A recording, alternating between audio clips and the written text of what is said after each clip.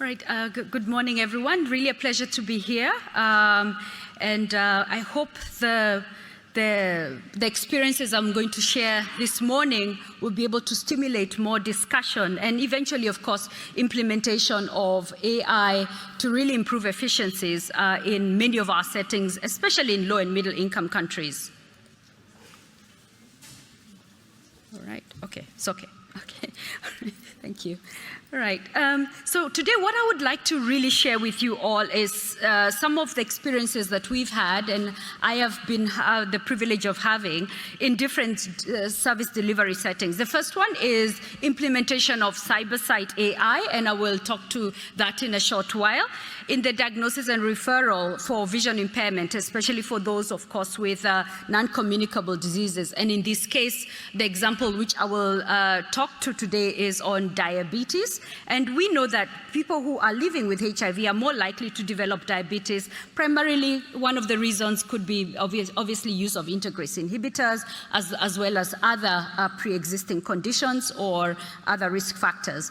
And people who are living with HIV also require regular eye exams, given the greater risk of eye problems. And I'll also share on Health Pulse AI technology, which is a really good technology and a toolkit that my colleagues have been developing, and I've now rolled it out in more than 11 countries, and in terms of piloting in the diagnosis and support of management of communicable and infectious diseases such as HIV, what brings us together today.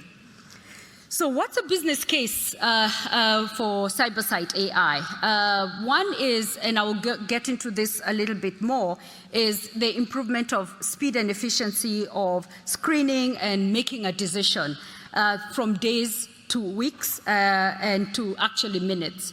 And also we know that there's also high performance where you're looking at where AI versus expert human analysis. And we have data from Rwanda, Vietnam, and China, and now even data that is emerging in South Africa and Ethiopia that really shows us that there's consistently high sensitivity and specificity for use of this particular technology in a service delivery setting. There's also increased referral compliance, as evidenced by a trial that I will get into a few minutes, that showed that the use of CyberSight AI technology, we had more than 30% of people who are more likely to follow through with their referral. And then, of course, the flexibility and the lower cost, the fact that, that you have a technology that can easily be adapted and utilized in low and middle income countries, and it's very highly customizable. So what is CyberSight AI? Some of you are thinking, you know, what is Doris doing here telling us about CyberSight AI? This is a particular technology that we've already rolled out, and it is used to support clinical decisions for obviously eye health, eye health workers in low and middle income countries, and it uses to analyze what we call the posterior segment, which is at the back of the eye, and utilizing cameras, which is more a type of AI that we call computer vision. And we usually look for signs of threatening conditions, whether it's diabetic retinopathy, glaucoma, and macular disease, and some of this might be quite familiar to you all. And eventually what we want is to return a referral and make sure that recommendation comes in seconds. So this then has the potential to decrease the time that it takes to get a diagnosis and to make a referral, and of course with a patient-friendly report that the client is able to walk out of the facility and be able to get additional management. So why AI in blindness prevention? The screening is non-invasive. It's one image, and approximately we found 2/3 of patients who have diabetes will not need treatment for diabetic retinopathy because patients can be screened quickly and then they're sent home. They don't need necessarily to continue with any other DR management. And as well as the fact that it frees up a lot of specialist time so that they can focus on those who greatly need support and greatly need more consultation. So it does enable task shifting to other healthcare professionals, whether it is nurses, technicians, allied ophthalmic staff as well. So one case is Rwanda, and in this particular one, we worked very closely with the Rwanda Diabetes Association and who provide counseling and other services. And previously, before we started this work, patients were not receiving any eye screening, which is a critical part of routine care for diabetes.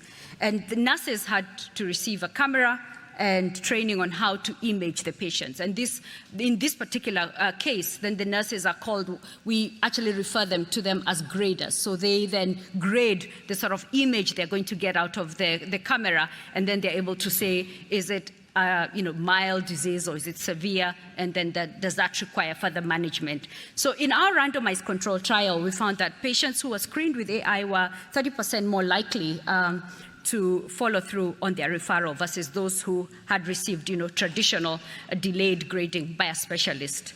In Vietnam, just as Tam was speaking, we have this particular DR screening, was also implemented with traditional grading by human specialists, and the baseline was usually days or sometimes even weeks to actually get a result, to much, it really decreased time to getting a diagnosis. And the introduction of AI-based screening cuts this time to minutes. So it allows the patient to receive the results while still, while still consulting with a healthcare professional. So our deployment model, this is freely available. We deploy it through our own projects, and it's completely developed in-house. So all work is performed by our team. So turning our attention to Health Pulse AI integration toolkit, this is developed by Odere and has been piloted in more than 11 countries, including my own home country of Kenya. And it is what we call multimodal, meaning that it uses more than one type of AI. And as you can see from this particular schematic here, that we can have through Health Pulse AI innovation, you can have informed conversations, that are empathetic in nature. There is also the fact that there is quality test results that are captured. Sometimes it's hard to see the faint line in a HIV test, and the AI sort of removes that sort of guesswork and that sort of aspect in terms of being able to make sure that you have a real quality test. And as well as, making sure that there is, personalized experiences, there's a tailored care path, and of course, client prioritization. And this is where we really are talking about clinical efficiencies, where you have chat summaries and enables that sort of client connections. So it is really a wonderful, and I think a really, great innovation in terms of being able to integrate it into our daily management of patients.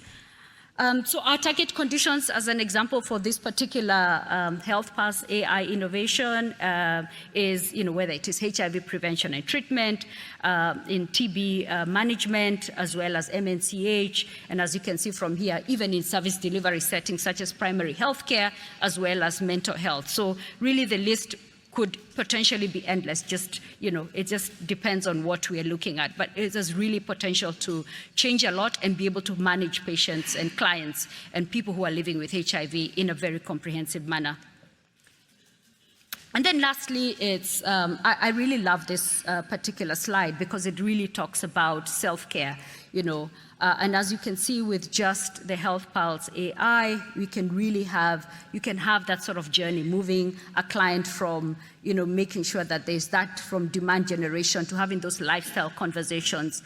And of course, until where a clinician is able to review results, support outreach, as well as ensure that there is patient counseling and referral services. So a lot of what I have just discussed and shared with you all is really around, as you can see, deployment of AI in our settings, that is low and middle income settings, have really a potential to really increase that efficiency, but also to build that trust for use of AI, for testing, for referral, and of course for further management. Thank you.